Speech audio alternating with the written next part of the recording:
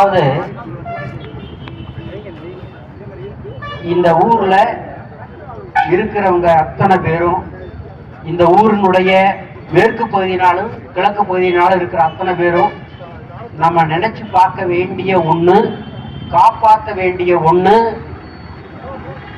உறவினர். நீங்க எவ்வளவு பணம் சம்பாதிச்சு சோப்புல வச்சிருந்தாலோ அல்லது பேங்க்ல வச்சிருந்தாலோ வருங்காலத்துல ஒரு பிரயோஜனமும் இருக்க போறதில்லை. ஏன்னு கேட்டா, நான் நிறைய பயணம் பண்ணி இருக்கிறேங்க. நிறைய பயணம் நம்ம நாட்டினுடைய எல்லா பகுதியிலையும், வெளிநாடுகள்ல ஏராளமான நாடுகள்லையும் பயணம் பண்ணி இருக்கிறேன். இந்த தண்ணீரினுடைய முக்கியத்துவம் நம்ம மக்களுக்கு தெரியலையே, அதுவும் கொடநாடு பகுதியில் இருக்கக்கூடிய மக்களுக்கு தெரியலையே, வேதனையா இருக்கு. அதாவது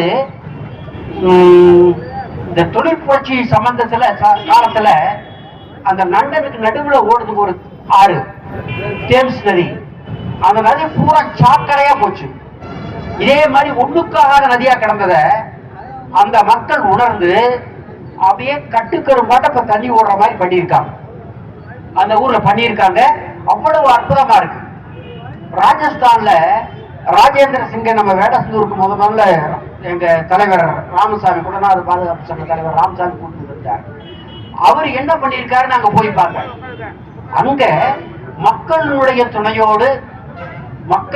துணையோடு அரசாங்கத்தை பத்தியே கவலைப்படாம வரக்கூடிய சின்ன சின்ன ஓடைகள்ல மண் அணைகளை கட்டி, அது நிரம்பினதுக்கு பின்னால ஓரமா போற மாதிரி அணைகளை கட்டி கட்டி கட்டி தண்ணியை தேக்கி அந்த ஊர்ல செத்து போன 6 நதிகளை புனரமைச்சு 24,000 சதுர கிலோமீட்டருக்கு பாசன மதிப்பீடு பண்ணி கொடுத்துருக்காருங்க.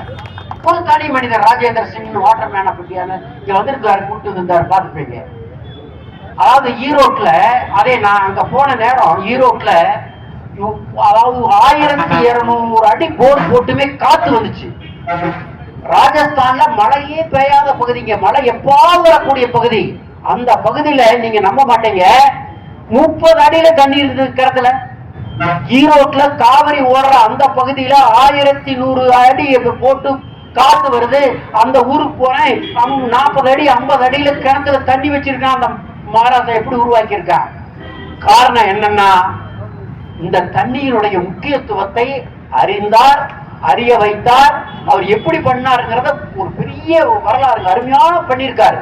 அவர் ஒரு தனி மனிதன், டாக்டரா இருந்தவர், தம்பி மாதிரி டாக்டரா இருந்தவருங்க. எல்லாத்தையும் விட்டுட்டு கிராமத்துக்கு வந்து, அந்த கிராமத்துல இருக்கிறவங்க எல்லாரும் போயிட்டாங்க. வயசானவங்களும் குழந்தைகளும் மட்டும்தான், பெண்கள் மட்டும்தான் இருந்தாங்க. அந்த ஊர்ல இருந்த வறண்ட ஒரு குளத்தை பழையபடிக்கு இப்படியே தான் இருந்தானா, இல்லைன்னா தண்ணி இருந்துன்னு சொல்ல, என்ன ஏன் அப்படின்னு கேட்க, இந்த குளம் போயிடுச்சுன்னு அந்த குளத்தை இவரா மண் வெட்டி எடுத்து தூர்வார ஆரம்பிச்சு அந்த மண்ணை பூராத்தையும் கம்ப்ளீட்டா எடுத்து தண்ணியை நிறுத்தி, நீங்க நம்ப மாட்டீங்க, முதல்ல தண்ணி வந்து நின்ன உடனே அந்த தண்ணிய அந்த ஊரு மக்களுக்கு, கரண்ட் எல்லாம் இல்லைங்க, ஆயில் இன்ஜின் வச்சு 1 மணி நேரத்துக்கு ஒருத்தர் பாய்ச்சிக்கலாம் அப்படின்னு சொல்லி பாத்தீங்கன்னா அற்புதமா நெல்லு விளைஞ்சு கொட்டிக்கிட்டு இருக்குது. இந்த பகுதி எவ்வளவு அருமையா இருந்த பகுதி, எப்படி ஓடுன தண்ணி, எப்படி குடவனாரு உங்களுக்கு தெரியாமதுக்கு ஒண்ணு இல்ல, அப்படி ஓடுன குடவனாரு போயிடுச்சு. இது எப்படி மீட்டு கொண்டு வர போறோங்கிற ஒரே காரணம் தான், தவிர வேற எந்த ஒரு இதுவுமே இல்லை. இதுக்கிடையில உண்மையிலேயே வரும், அவரால செய்ய முடியும் நிச்சயமா, நான் நம்புறேன். ஏன்னு கேட்டீங்கன்னா, இந்த மாயனூருடைய இத முதல்ல இருந்தே படிச்சா. இன்னொரு திட்டம் இருக்குங்க, அந்த இதுக்கு பக்கத்துல எதுங்க, நம்ம பெரியார் டேமுக்கு முன்னால ஒரு டேமை கட்டி, அதுல இருந்து சுரங்கம், கொஞ்சோண்டு சுரங்க பாதை வெட்டி, அதன் மூலமா இங்க தண்ணி கொண்டு வரதுக்கு ஒரு ப்ராஜெக்ட ஒருத்தர் பெரிய எழுதிக்கிட்டு இருந்தாரு. அது 2 அரசாங்கத்தினுடைய இதுல கொஞ்சம் நடைபெறது கூட கொஞ்சம் கஷ்டம்.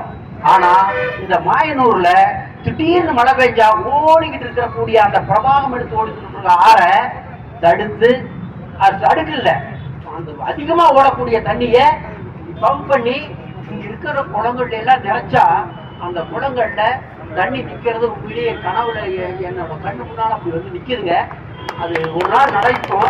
தம்பி எடுத்த முயற்சி நிச்சயமா முயற்சி பண்ணாருன்னா அது முடிக்காம விட மாட்டார்.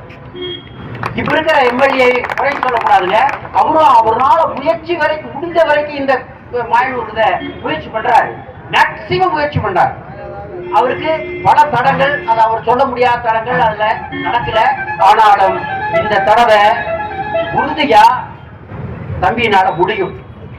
வேடசந்தூர் இந்த பக்கத்தில் இருக்கக்கூடிய அத்தனை குளங்கள்லையும் நான் இன்னைக்கே கனவு காண ஆரம்பிச்சுட்டேன். நல்ல கனவுகள் நிச்சயமா பழிக்கும், அத்தனை கனவுகளும் பழிக்கும். நிச்சயமா குளத்துல பூரா தண்ணி நிற்கும், நிலத்தடி நீர் வரும். நம்ம இந்த பகுதியில் இருந்து உலகம் முழுவதும் நம்ம ஏற்றுமதி பண்ணக்கூடிய அளவுக்கு விவசாயிகளுக்கான நன்மையை அது கொடுக்கும். அதை நீங்க செய்வீங்கிற நம்பிக்கையோட வாய்ப்பளித்தமைக்கு வாய்மொழி கேட்டமைக்கு நன்றி கூறி விடைபெறுகிறேன். நன்றி வணக்கம்.